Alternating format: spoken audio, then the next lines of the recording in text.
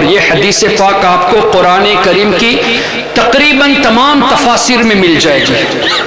سورہ بقرہ آیت نمبر 252، وَلَوْلَا دَفْعُ اللَّهِ النَّاسَ بَعْضَهُمْ بِبَعْضٍ لَفَسَدَتِ الْأَرْضُ، جس کا مفہوم یہ کہ اگر اللہ تعالی بعض انسانوں کے ذریعے دوسروں کی بلاؤں کو دور نہ فرماتا تو زمین ہلاک ہو جاتی۔ اللہ، یہ نص قرآن ہے، وَلَوْلَا دَفْعُ اللَّهِ النَّاسَ بَعْضَهُمْ بِبَعْضٍ، ناس کا ذکر ہے، بَعْضَهُمْ بِبَعْضٍ، کیا پتا چلا کہ اللہ ہی مشکلوں کو دور کرنے والا ہے، لیکن اللہ ہی نے بندوں کو سلک فرمایا کہ ایک بندہ دوسرے کی مشکل کو دور کرے۔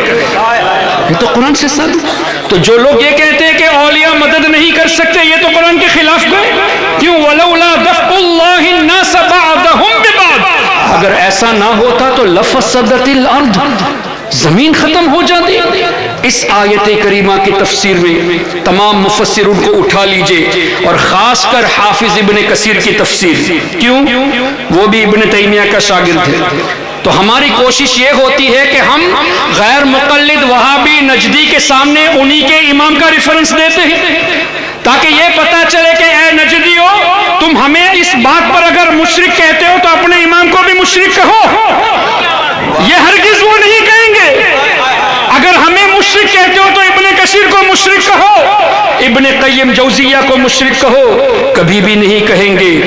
اچھا، پھر مزے کی بات تو یہ ہے کہ حافظ ابن کثیر نے اس آیت کریمہ کے تحت جو حدیثیں نقل کی ہے، تو ہم اس کی وجہ سے یہ بھی پیش کرتے کہ اے وہابیو، الحمدللہ غلام رضا میں یہ ہمت ہے کہ تمہارا عقیدہ غلط یہ تمہاری کتابوں سے ثابت کریں گے، اور ہمارا عقیدہ صحیح یہ بھی تمہاری کتابوں سے ثابت کریں گے۔ واہ واہ واہ، کیا کہنے، نعرہ تکبیر، نعرہ رسالت، فیضان غوث اعظم، اولاد غوث اعظم، اب فیضان بخاری، ابھی تمہاری کتابوں سے ثابت کریں گے۔ آئیے ابن کثیر سے حدیث پاک حافظ ابن کثیر نے نقل کی اسی آیت کریمہ کے تحت، ان اللہ لا يدفع بالمسلم الصالح عن 100 اہل بیت من جیرانہ البلاء، جس کا مفہوم یہ کہ بے شک اللہ تعالی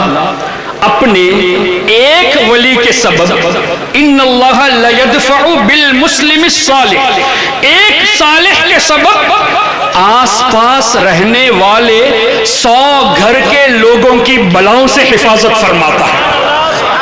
ایک ولی کے سبب 100 لوگوں کی نہیں، 100 گھر میں رہنے والے افراد کی بلاؤں سے حفاظت اللہ فرماتا ہے۔ کیا پتا چلا؟ ایک ولی کے سبب 100 گھر کے لوگوں کی حفاظت۔ مان لے ایک گھر میں 5 لوگ ہیں تو 100 گھر سراؤنڈنگ میں ہے تو 500 لوگ ہوئے۔ ایک ولی کے سبب 500 لوگ بلاؤں سے بچتے ہیں، تو یہ اولیاء سبب دفع بلا ہوئے کہ نہیں؟ ان کے ذریعے بلائیں دفع ہوتی ہیں۔ یہ تو حدیث کی روشنی میں ہے، اور تم کہتے ہو کہ اولیاء دافع البلا نہیں ہے۔ ہمارے آقا فرماتے ہیں ان کے سبب سے بلائیں دفع ہوتی ہے۔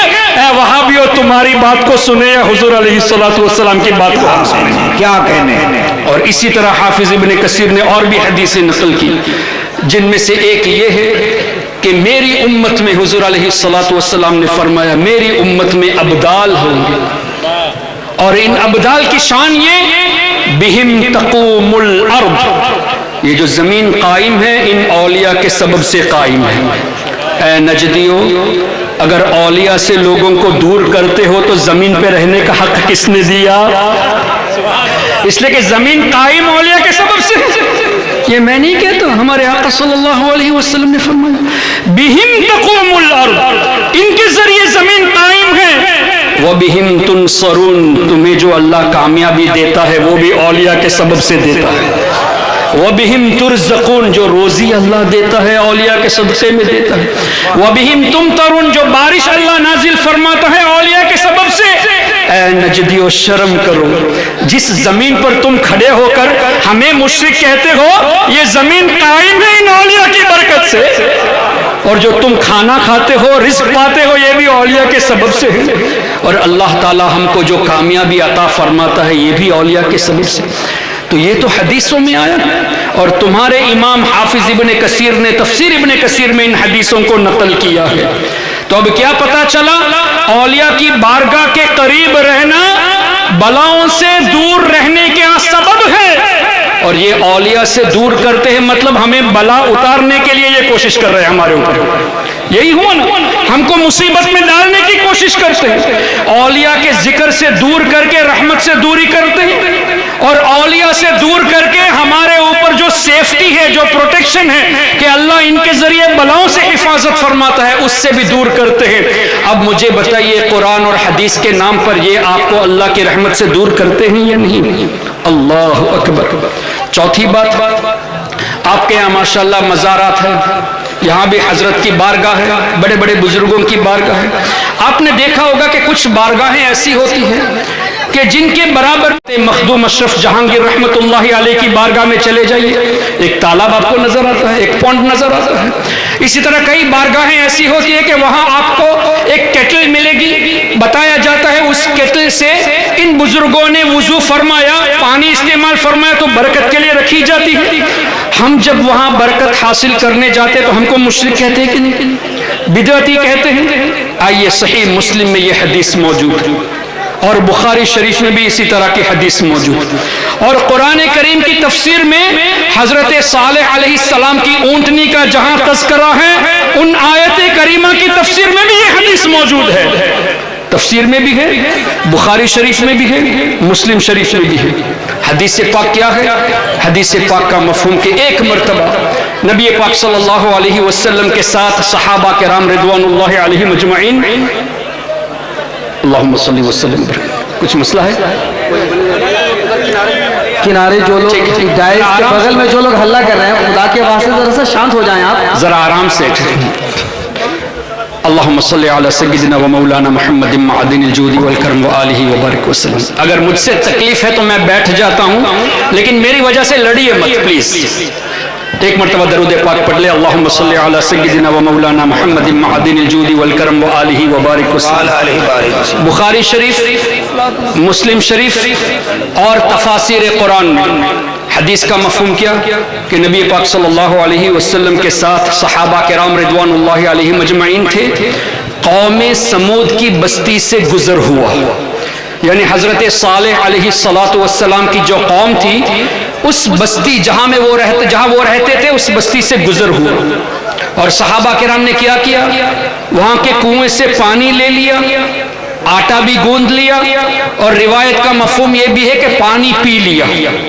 تو نبی پاک صلی اللہ علیہ وسلم نے حکم فرمایا کہ پانی کو قے کر دیا جائے، جو پی لیا ہے اس کو واپس نکالا جائے، قے کر دیا جائے، اور جو آٹا گوندھ لیے تھے ان آٹا کے بارے میں فرمایا کہ جانوروں کو کھلا دیا جائے، خود نہ کھائے، اونٹوں کو، جانوروں کو کھلا دیا جائے۔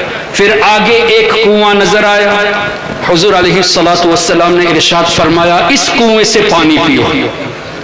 قوم سمود کی بستی سے گزر ہوا، وہاں جب صحابہ کرام نے پانی لیا تو حضور علیہ السلام نے پانی کو پھینکنے کے لیے فرما دیا، اور جو آٹا گوندھ لیا تھا اس کو جانوروں کو کھلانے کے لیے حکم دے دیا، اور آگے ایک اور کنواں تھا، وہاں حضور نے فرمایا کہ اس کنویں سے پانی کو لیا جائے۔ سبحان اللہ۔ وجہ کیا؟ حضرت صالح علیہ السلام کی اونٹنی نے اس میں سے پانی پیا تھا۔ صحیح مسلم اور صحیح بخاری کی حدیث ہے، حضرت صالح علیہ السلام کی اونٹنی نے اس کنویں سے پانی لیا تھا۔ اب ہمارے آقا صلی اللہ علیہ وسلم کے دنیا میں آنے سے تقریباً 500 سال پہلے حضرت عیسیٰ علیہ السلام کی ولادت ہوئی تھی، اور پھر اس سے کتنے سو یا کتنے ہزار سال پہلے حضرت صالح علیہ السلام تھے، اللہ بہتر جانے، اللہ کی عطا سے اس کے حبیب صلی اللہ علیہ وسلم بہتر جانے۔ چلو for the sake of argument کم سے کم 1000 سال مان لیتے، 1000 سال یا 1500 یا 2000 سال پہلے اللہ کے نبی کے معجزے سے ظاہر ہونے والی اونٹنی جس کنویں سے پانی پیا تھا، وہ کنواں 1000 سال کے بعد بھی بابرکت ہے۔ کیوں؟ حضور نے فرمایا اس کا پانی پیو۔ بہت اچھا۔ تو ہزاروں سالوں کے بعد بھی जिस कुएं से ऊंटनी नबी सालेह अलैहिस्सलाम की ऊंटनी ने पानी पिया था, वो पानी बाबरकत। इंसान तो अशरफुल मखलूकात है, तो अल्लाह ताला के औलिया जिस जगह का पानी इस्तेमाल करे वहां अगर हम बरकत के लिए जाए तो ये शिर्क कैसे हो गया? क्या कहने, क्या कहने, क्या कहने। और मदीने शरीफ में जो मुबारक कुएं हैं जहां पे हुजूर अलैहिस्सलातु वस्सलाम ने लुआबे दहन डाला, उस कुएं की बात ही क्या होगी, उसके पानी की बात ही क्या होगी। और जो मुबारक पानी हमारे आका सल्लल्लाहु अलैहि वसल्लम के मुबारक उंगलियों से जाहिर हुए, उन पानी के बरकतों का आलम क्या होगा। मोहतरम हजरात, ये खाली रिवायतें नहीं हैं, सही बुखारी में है, सही मुस्लिम में है। ऐ नजदियो आओ, अगर तुम हदीस पढ़ते हो और सच्चाई को लोगों से छुपाते हो, हिम्मत है तो हमारे सामने आओ, तुम्हें हम बताते हैं कि हदीस में क्या लिखा है। वाह वाह वाह। और इसकी एक मिसाल आपके सामने मैं ये पेश करना चाहूंगा, ये भी सही मुस्लिम में हदीस मौजूद है। क्या नबी पाक सल्लल्लाहु अलैहि वसल्लम ने, एक मिसाल के तौर पे पेश कर रहा हूं, डिफरेंस टू अंडरस्टैंड। एक ही हदीस को सुन्नी कैसे बयान करता है और नजदी कैसे बयान करता है। नबी पाक सल्लल्लाहु अलैहि वसल्लम ने एक मर्तबा हजरत बिलाल हबशी रजी अल्लाह अन्हु से इस तरह पूछा ना कि ए बिलाल, ऐसा कौन सा आप अमल कर रहे हैं कि मैंने आपके कदमों की आहट जन्नत में सुनी। अल्लाह अल्लाह अल्लाह अल्लाह। हदीस का मफहूम है ना, अल्लाह। ऐ बिलाल, ऐसा कौन सा अमल आप करते हैं कि आपके कदमों की आहट मैंने जन्नत में सुनी। तो हजरत बिलाल ने क्या फरमाया, या रसूल अल्लाह सल्लल्लाहु अलैहि वसल्लम, जब भी ताज़ा वुजू करता हूं तो तहियतुल वुदू पढ़ लेता हूं। अब ये हदीस मुस्लिम शरीफ में है, लेकिन देवबंदी नजदी अगर इस हदीस को बयान करेगा तो क्या कहेगा, देखा फजीलत, तहियतुल वुजू की कितनी बड़ी फजीलत है, हमें भी चाहिए हम वुजू करें तो 2 रकात तहियतुल वुदू पढ़ लिया करें। लेकिन यही बात, यही हदीस कोई सुन्नी आलिम सुनाएगा आपको तो एक तो तहियतुल वुजू की फजीलत बताएगा, दूसरा ये भी बताएगा कि जमीन से आसमान का डिस्टेंस कितना है। तफसीर की रोशनी में 500 साल का डिस्टेंस है, तभी तो आज तक साइंस आसमान तक पहुंचा नहीं। 500 साल की जिंदगी हो तब ना, 500 साल तक का सफर है पहले आसमान को पहुंचने के लिए। और तफसीर की रोशनी में आसमान की गहराई भी 500 साल, तो एक आसमान को तय करने के लिए कितने साल चाहिए? नहीं, 500 तो आसमान तक है, आसमान की गहराई भी 500 साल है, 1000 साल चाहिए एक आसमान को तय करने के लिए। अब अल्लाह ने कितने आसमान बनाए? 7 समावात, 7 आसमान हैं, तो कम से कम 7000 साल चाहिए 7 आसमान को तय करने के लिए। अच्छा, उसके कितने ऊपर जन्नत है अल्लाह बेहतर जाने, उसकी अता से उसके हबीब बेहतर जाने। हमारे आका सल्लल्लाहु अलैहि वसल्लम की समाअत का ये आलम है कि हजरत बिलाल या तो मक्के शरीफ में है या मदीने शरीफ में है, और हुजूर अलैहिस्सलातु वस्सलाम हजारों सालों की मसाफत में है, हजारों सालों के डिस्टेंस में है। जन्नत में हजरत बिलाल की कदमों की आहट सुन रहे हैं, तो सुन्नी आलिम आपको यह बताएगा जिस नबी को अल्लाह ने हजारों साल दूरी पर बड़ी आवाज नहीं, कदमों की आहट सुनने की ताकत दी है। कदमों की आहट तो छोटी होती है ना, बड़ी आवाज नहीं। तो आप यहां से अगर हुजूर अलैहिस्सलाम को पुकारे या रसूल अल्लाह, तो हुजूर ना सुने, ये कहां की बात है। नारे तकबीर, जरा हाथ उठाकर नारे तकबीर, और जरा पूरी ताकत से नारे तकबीर, नारे रिसालत, अज़मत मुस्तफा, औलाद मुस्तफा। ये तो 3-4 हजार किलोमीटर मील की बात है, वो तो हजारों साल की बात है। हाँ, अब ये ना कहना कि तब हुजूर अलैहिस्सलाम जाहिरी जिंदगी में थे तब सुने थे। हदीस में ये भी है, अल अंबिया अहयाउन, हुजूर फरमाते हम हयात है, नबियों की जमात, तो तुम होते कौन हो हुजूर को मुर्दा कहने वाले। आओ हदीस से बात करो, तफसीर से तुम्हें चिढ़ है, आला हजरत से चिढ़ है, इमाम सुयूती से चिढ़ है, मुजद्दिद अल्फसानी से चिढ़ है, चलो डायरेक्ट हदीस ही से बात करते हैं, डायरेक्ट कुरान ही से बात करते हैं। हिम्मत है तो सामने आ जाओ। अब क्या बता रहा था मैं? अच्छा, हजरत बिलाल रजी अल्लाह अन्हु क्या वाहिद शख्सियत थे जो मदीने शरीफ में या मक्के शरीफ में चलते थे? हजारों लोग चले होंगे, हजारों की तादाद में लोग चलते होंगे। अब हुजूर ने फरमाया, ए बिलाल, तुम्हारे कदमों قدموں کی آہٹ سنی؟ مطلب حضور علیہ الصلوۃ والسلام کو یہ بھی خبر ہے کہ یہ آہٹ بلال ہی کی ہے۔ ارے چلنے والے ہزاروں تھے لیکن حضور نے پہچان لیا بلال ہی کی ہے۔ لیکن کبھی وہاں بھی آپ کو یہ نہیں بتائے گا، کبھی یہ نہیں بتائے گا۔ اچھا تیسری بات اسی حدیث سے یہ ہے کہ حضور علیہ الصلوۃ والسلام کو جب اتنا پتا ہے، اتنی دوری سے قدموں کی آہٹ سنے اور بلال ہی کی ہے وہ بھی پہچان لیے، تو سوال کرنے میں حکمت کیا ہے کہ اے بلال ایسا کون سا عمل کرتے ہو؟ تو اس میں حکمت یہ ہے کہ ہمیں حضرت بلال کا مقام پتہ چلے۔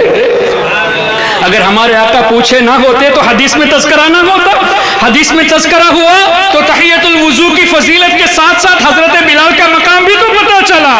ارے صرف اتنا ہی نہیں محترم، حضور جانتے تھے کہ کون سا عمل ہے، تبھی تو پوچھا اے بلال تمہارے پاس ایسا کوئی عمل ہے؟ اب بتا دو تاکہ عوام سمجھ جائے کہ کون سا عمل ایسا ہے۔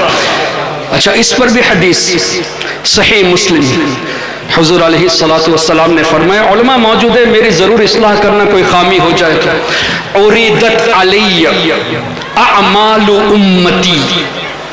دیکھیں میں دوبارہ ریپیٹ کرتا ہوں، عُرِضَتْ عَلَيَّ عمل امت کا تذکرہ نہیں ہے، میرے کسی امت کا ایک عمل میرے سامنے پیش کیا گیا یہ نہیں ہے۔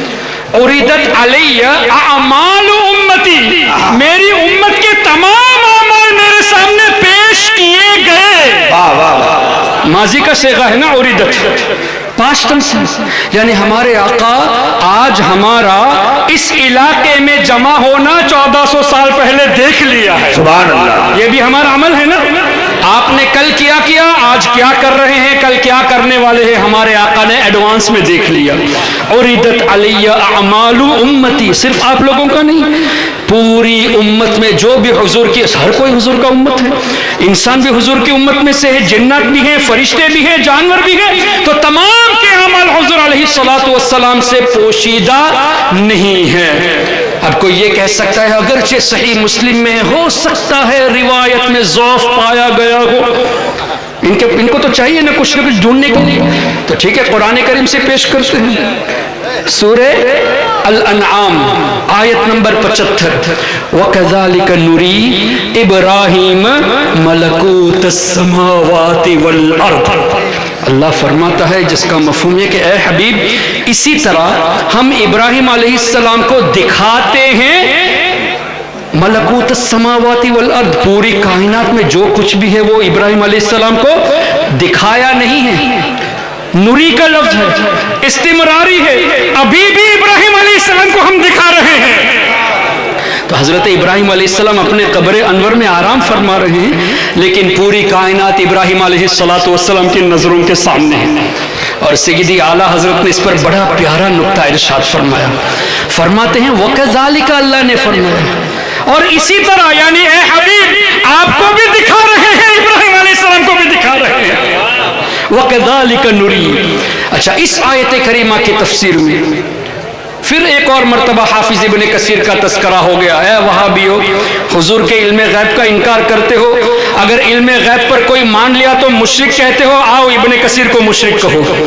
حافظ ابن کثیر نے اسی آیت کے تحت فرمایا فَلَمْ يَخْفَ عَلَيْهِ شَيْءٌ مِّنْ أَعْمَالِ الْخَلَائِقِ، کہ ابراہیم علیہ السلام کی نظروں سے اعمال الخلائق، جتنی بھی مخلوق ہے، ان مخلوق کے جتنے بھی ایکشنز، جتنے بھی عمل ہیں، ان میں سے کچھ بھی ابراہیم علیہ السلام سے پوشیدہ نہیں تھا۔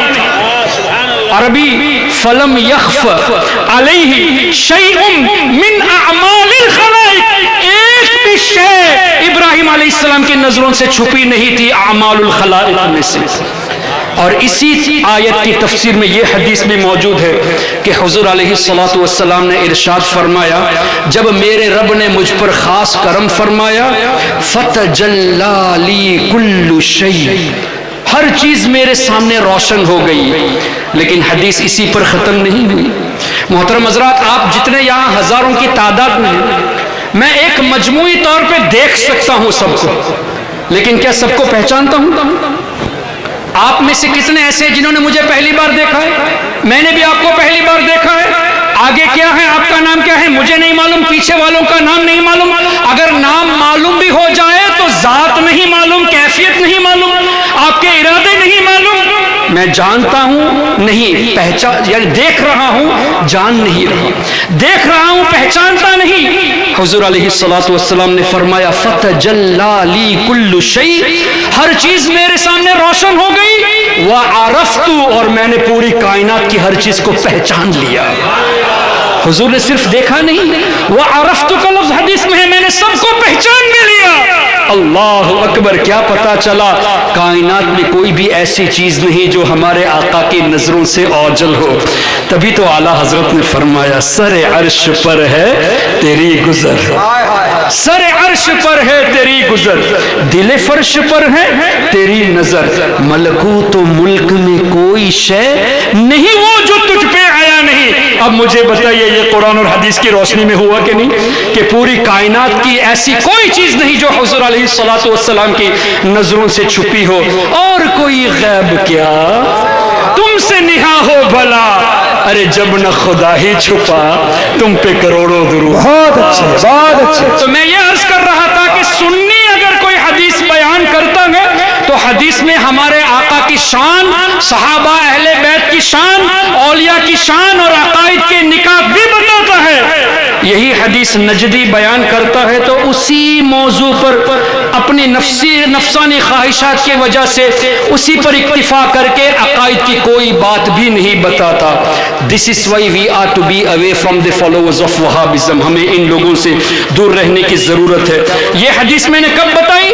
جب حضرت صالح علیہ الصلوۃ والسلام کی اونٹنی کا تذکرہ ہوا تو اونٹنی جس کنویں سے پانی پی تھی اس میں اتنی برکت کے ہزاروں سال کے بعد آج بھی برکت موجود ہے۔ تو جس کنویں میں نبی پاک صلی اللہ علیہ وسلم نے اپنا لعاب دہن ڈالا، جس کنویں سے اولیاء کرام نے پانی استعمال کیا، اس پانی میں کیا برکتیں نہیں ہوگی؟ اور حضور علیہ الصلوۃ والسلام کی مبارک انگلیوں سے جو پانی جاری ہوا اس پر تو محدثون نے فرما ہی دیا کہ یہ پانی زمزم سے بھی افضل ہے۔ کیوں؟ آب زمزم حضرت اسماعیل علیہ السلام کے قدموں کی برکت سے ہے، اور یہ پانی حضور علیہ الصلوۃ والسلام کے مبارک انگلیوں سے نسبت رکھتی ہے۔ تبھی تو اعلیٰ حضرت نے فرمایا نور کے چشمے لہرائے دریا بہے، انگلیوں کی کرامت پہ لاکھوں سلام۔ اور آگے یوں بھی تو فرمایا کیا ہے وہ، ندیاں پنجاب رحمت کی ہے جاری، واہ واہ، انگلیاں ہیں فیض پر، انگلیاں ہیں فیض پر، ٹوٹے ہیں پیاسے جھوم کر، ندیاں پنجاب رحمت کی ہے جاری، واہ واہ۔ تو محترم حضرات، اولیاء کرام کی بارگاہ میں جو تبرک کے لیے چیزیں رکھی جاتی ہے، پانی رکھا جاتا ہے، وہ بدعت نہیں، وہ شرک نہیں، یہ مسلم شریف کی حدیث کی روشنی میں یہ بھی ثابت ہے۔ تو اب اگر آپ کے سامنے کوئی آج کے بعد یہ کہے کہ اولیاء کا یاد کرنا ضروری نہیں، اس کا مطلب وہ آپ کو اللہ کی رحمت سے دور کرتا ہے۔ اگر کوئی یہ کہے کہ اولیاء کے قریب رہنے کی ضرورت نہیں، تو بلا اور مصیبت سے دور رہنے کے ذریعے سے آپ کو دور کر رہا ہے۔ اگر کوئی یہ کہتا ہے کہ اولیاء دافع البلا نہیں، تو وہ زمین پہ رہنے کا حق بھی نہیں رکھتا، زمین بھی قائم اولیاء کے سبب سے، وہ روزی کھانے کا بھی حق نہیں رکھتا، اس لیے کہ روزے بھی اللہ تعالیٰ اولیاء کے سبب سے عطا فرماتا ہے۔ اتنی کلیرٹی کے ساتھ جب احادیث طیبہ موجود ہے، اس کے بعد بھی اگر کوئی اولیاء کرام کے تعلق سے الٹی سیدھی باتیں کرتا ہے، اس کا مطلب ہمارے نوجوانوں کو، بھولے بھالے لوگوں کو وہ عقائد اہل سنت اور اللہ تعالیٰ کی جو منشا ہے کہ اولیاء رحمت کا سبب ہے، ان سے آپ تمام کو دور کرنے کی کوشش کرتے ہیں۔ اسی لیے آپ تمام پر ضروری ہے کہ اللہ کے واسطے کسی بھی کوئی وہابی، نجدی، دیوبندی کی فالوورز کو دیکھ کر ان کی تقریر سننے مت چلے جانا۔ فالوورز چاہے لاکھوں کی تعداد میں ہو، ہمیں دیکھنا ہے اگر کسی کا 10 فالوور ہو کوئی بات نہیں، ایمان مضبوط ہے تو وہی ہمارا قائد ہے۔ فالوورز کو ہرگز مت دیکھے، یہ مت سوچنا طارق جمیل کے اتنے سارے فالوورز ہیں، طارق مسعود کے اتنے سارے فالوورز ہیں، انجینئر مرزا کے اتنے سارے فالوورز ہیں۔ ارے فالوورز کو مت دیکھو، یہ دیکھو کہ اس کے دل میں عشق مصطفیٰ ہے یا نہیں، وہ حدیث پاک کو کس طرح آپ کے سامنے پیش کرتا ہے، یہ چیز دیکھو۔ اور ایک بات ہمیشہ ذہن میں رکھنا، اولیاء کے خلاف بولنے والا وہ شیطان کا ویپن استعمال کر رہا ہے، شیطانی ہتھیار استعمال کرتا ہے۔ دلیل چاہیے؟ حضرت آدم علیہ الصلاۃ والسلام کو جب اللہ نے پیدا فرمایا تو حکم دیا نا فرشتوں کو وَإِذْ قَالَ رَبُّكَ لِلْمَلَائِكَةِ إِنِّي جَاعِلٌ فِي الْأَرْضِ خَلِيفَةً، پہلے تو اللہ نے فرمایا کہ اے فرشتوں میں زمین پر اپنا نائب بنانے والا ہوں۔ کہاں پر نائب بنانے والا اللہ؟ زمین پر۔ دلیل انی جاعل فی الارض خلیفہ، تو آدم علیہ السلام کے پیدا ہونے سے پہلے زمین کا تذکرہ ہو گیا تو زمین پر تو آنا ہی ہے۔ لیکن وہاں بھی کیا کہتے ہیں معاذ اللہ انہوں نے گناہ کیا تبھی زمین پر آئے، یہاں تو آدم علیہ السلام کی تخلیق سے پہلے زمین کا تذکرہ ہو گیا تو زمین پر تو آنا ہی تھا۔ تو گناہ انبیاء کرام کی طرف منسوب کرنا یہ بہت بڑی جہالت ہے۔ پھر اللہ وہ رب ہے، اس نے وَعَصَىٰ آدَمُ رَبَّهُ فَغَوَىٰ فرمایا، اور عربی کے ایک ایک جملے کے کئی معنی ہوتے ہیں، لیکن اللہ نے یہ بھی تو فرمایا فَنَسِيَ وَلَمْ نَجِدْ لَهُ عَزْمًا، سورہ طٰہٰ میں، کہ آدم علیہ السلام ہمارے حکم کو بھول گئے تھے، انہوں نے جان بوجھ کر وہ فعل نہیں کیا۔ رب فرماتا ہے انہوں نے جان بوجھ کر نہیں کیا تو گناہ نہیں ہوا، تم کہتے ہو کہ گناہ کیا، ہم تمہاری بات کو مانے یا اللہ تبارک و تعالیٰ کی بات کو مانے؟ پھر زمین میں آنے سے پہلے زمین کا تذکرہ موجود ہے تو آنا ہی تھا۔ اللہ اکبر۔ پھر اللہ نے کیا فرمایا وَإِذْ قُلْنَا لِلْمَلَائِكَةِ اسْجُدُوا لِآدَمَ فَسَجَدُوا إِلَّا إِبْلِيسَ، تمام فرشتوں نے آدم علیہ السلام کو سجدہ تعظیمی کیا سوائے کس نے نہیں کیا سجدہ؟ کیا وہ فرشتہ تھا؟ تو حکم تو فرشتوں کو ہے۔ فسجد الملائکۃ کلہم اجمعون الا ابلیس، تو ابلیس کا تذکرہ کیوں ہوا؟ تو مفسرون فرماتے ہیں ابلیس فرشتہ نہیں ہے، لیکن چونکہ فرشتوں کے ساتھ گل مل کے رہتا تھا، فرشتوں کو پڑھاتا بھی تھا، اس لیے اس حکم کے زمرے میں ابلیس بھی شامل ہو گیا تھا۔ اب ابلیس نے کیا کہا یا اللہ میں کیوں سجدہ کروں گا، خلقتنی من نار وخلقتہ من طین، تو نے مجھے آگ سے پیدا کیا اور آدم علیہ السلام کو مٹی سے، انا خیر من، میں ان سے بہتر ہوں۔ اور یہی قاسم نانوتوی نے تحذیر الناس میں لکھا کہ امتی کبھی کبھی عمل میں نبی کے برابر ہو جاتا ہے، کبھی نبی سے بڑھ جاتا ہے۔ تو یہ قاسم نانوتوی کو ذہن دینے والا ابلیس ہے۔ انا خیر من، نبی سے بہتر کہنا یہ ابلیس کا قول ہے، اور یہی بات قاسم نانوتوی نے تحذیر الناس میں لکھی کہ امتی کبھی کبھی عمل میں نبی سے بھی بڑھ جاتا ہے، معاذ اللہ رب العالمین۔ لیکن انفارچونیٹلی آج بھی تحذیر الناس چھپ رہی ہے۔ براہین قاطعہ جس میں خلیل احمد امبیچوی نے لکھا کہ حضور علیہ السلام کے علم سے زیادہ تو اللہ نے شیطان کو علم دیا ہے، اور یہ بھی لکھا کہ حضور کا علم ثابت کرنے جاؤ گے تو یہ ایمان کا حصہ نہیں بلکہ شرک ہے۔ عجیب سی بات ہے، حضور کا علم ثابت کرنا یہ شرک اگر ہے تو شیطان کا علم ثابت کرنا بھی تو شرک ہوا، لیکن یہ لکھا کہ شیطان کا علم ثابت ہے، حضور کا علم ثابت کرنا شرک ہے۔ اس کا مطلب شیطان کو اللہ کے برابر کر دیا، بھائی شرک، اللہ کے ساتھ ایسوسیشن کرنا ہوا تو حضور کو علم غیب ثابت کرنا شرک ہے، تو شیطان کے تعلق سے بھی شرک ہونا چاہیے۔ لیکن ان کی جہالت دیکھیں، آج بھی وہ کتاب چھپ رہی ہے۔ اسی طرح رشید احمد گنگوہی نے فتاوی رشیدیہ میں لکھا کہ معاذ اللہ ہمارا رب جھوٹ بول سکتا ہے، معاذ اللہ۔ یہ کتاب آج بھی چھپ رہی ہے۔ محترم حضرات، کتنی عجیب سی بات ہے، عرب علماء کے درمیان جب دیوبندی جاتا ہے تو المحند پیش کر کے کہتا ہے ہمارے عقائد تو وہی ہے جو آپ کے عقائد ہے، لیکن ہندوستان، بنگلہ دیش اور دیگر ممالک میں آ کر یہ کہتا ہے کہ اسی کتابوں کو جو ان کے بزرگوں نے لکھا، تحذیر الناس، حفظ الایمان، براہین قاطعہ، فتاوی رشیدیہ، انہی کتابوں کو عام کر رہے ہیں۔ عرب علماء کے درمیان سنی بنتے ہیں، المحند کتاب کو دکھا کر کے ہمارے عقائد وہی ہے، تو دیوبندی منافق ہوتے ہیں، ظاہر منافق ہوتے ہیں۔ یہاں ایک بات، وہاں ایک بات، وہاں اپنے کو سنی پیش کرتے ہو اور یہاں تمہاری وہی کتابیں چھپ رہی ہیں۔ الحمدللہ سنیوں کے اندر منافقت چیز نہیں ہے، غلام رضا جو بھی ہوتا ہے سامنے بول دیتا ہے۔ اللہ اکبر۔ تو میں یہ عرض کر رہا تھا، ابلیس نے کہا انا خیر من، میں آدم سے بہتر ہوں۔ اللہ نے کیا فرمایا؟ اخرج، نکل جا جنت سے، وَإِنَّ عَلَيْكَ لَعْنَتِي إِلَى يَوْمِ الدِّينِ، اے ابلیس قیامت تک تمہارے اوپر میری لعنت ہے۔ پھر ابلیس نے ایک عرضی پیش کی، اب یہ مت کہنا کہ دعا قبول ہو گئی۔ ابلیس نے کہا انظرنی الی یوم یبعثون، یا اللہ تو مجھے قیامت تک نہیں، قیامت کے بعد جب لوگ اٹھائے جائیں گے تب تک کے لیے زندگی عطا فرما۔ دعا قبول ہوئی ہوتی تو تب تک کے لیے زندہ رہتا نا۔